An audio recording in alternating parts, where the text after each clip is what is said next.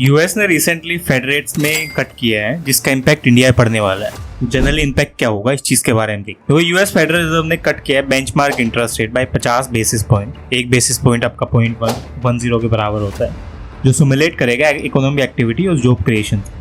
लेकिन ये lower rate है इंक्रीज करता है बोरिंग और स्पेंडिंग्स को भी, ताकि काफ़ी लोग बेसिकली क्या करेंगे, ज़्यादा पैसा बोरो करेंगे।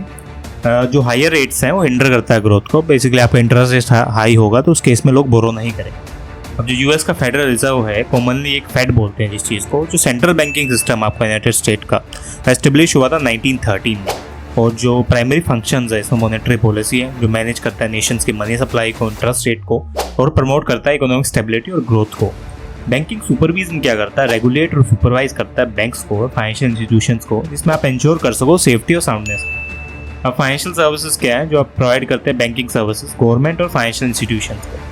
फेड का एम क्या होता है, अचीव करना है मैक्सिमम एम्प्लॉयमेंट, स्टेबल प्राइसेस और moderate long term interest rate.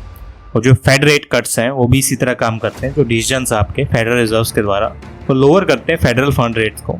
और जो इंटरेस्ट रेट है इसमें बैंक्स के वो लैंड करते हैं मनी एक दूसरे को ओवरनाइट। अब जो की पॉइंट्स क्या है इस चीज़ के बारे में देखो, पर्पस क्या होता है, इतने भी जब रेट कट होते हैं ना तो ये स्टिमुलेट करते हैं आपकी इकोनॉमिक एक्टिविटी को। जो आपकी बोरोइंग है चीपर हो जाती है और जो कंज्यूमर स्पेंडिंग है, बिजनेस इन्वेस्टमेंट्स है, वो हाई हो जाती है। और जो इम्पैक्ट है आपका लोअर इंटरेस्ट रेट बेसिकली आपकी लैंडिंग को इंक्रीज करते हैं, क्योंकि कम इंटरेस्ट रेट पे पैसा मिल रहा है तो ऑब्वियस सी बात है लोग ज़्यादा पैसा लेंगे। इसी चीज़ में क्या है, जो फेडरल रिजर्व्स है और बेसिकली आपके इंटरेस्ट रेट को भी कट करते हैं यहाँ पे। जो पोस्ट पेंडेमिक रिकवरी है आपकी, वो इनिशियली कट करते हैं रेट्स को, जिससे स्टिमुलेट कर सको आप इकोनॉमी को। और जो कोविड-19 है इस चीज़ को रेज करता है कॉम्बैट करने के लिए राइजिंग इन्फ्लेशन को। मॉडरेट है इन्फ्लेशन आपका, बाय 23 क्या था, इन्फ्लेशन स्टेबलाइज था आपका 2% के ऊपर।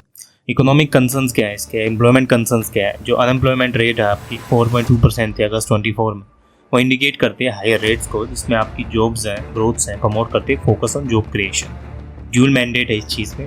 फेड का एम क्या है, मेंटेन करना स्टेबल प्राइसेस को, मैक्सिमम एम्प्लॉयमेंट को। और जो एक रेट है वो हेल्प करती है बैलेंस करने के लिए इन गोल्स के ऊपर। इम्प्लीकेशंस क्या हैं, जो लोअर रेट है आपके लोन्स को चीपर बनाते हैं, एंकरेज करते हैं बिजनेस एक्सेप्शन को, और हायर करते हैं मेंटेन करने के लिए आपका इन्फ्लेशन कंट्रोल। इम्पैक्ट क्या है इंडिया पर from the US Fed rate, increase करता है फॉरेन इन्वेस्टमेंट्स को। जो लोअर यूएस रेट्स हैं अट्रैक्ट करते हैं ग्लोबल इन्वेस्टर्स को इंडिया में।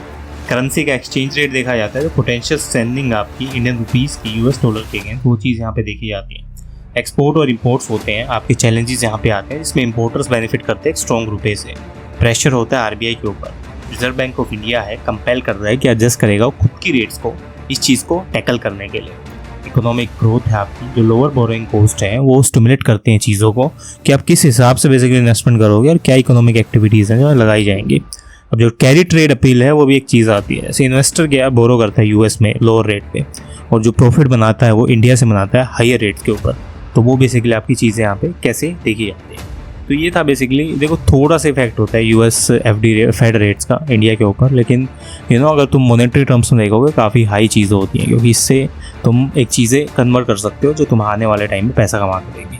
तो मिलता है नेक्स्ट वीडियो में। ऐसे वीडियो को सब्सक्राइब करो और लाइक करो चैनल। मिलता है नेक्स्ट वीडियो में।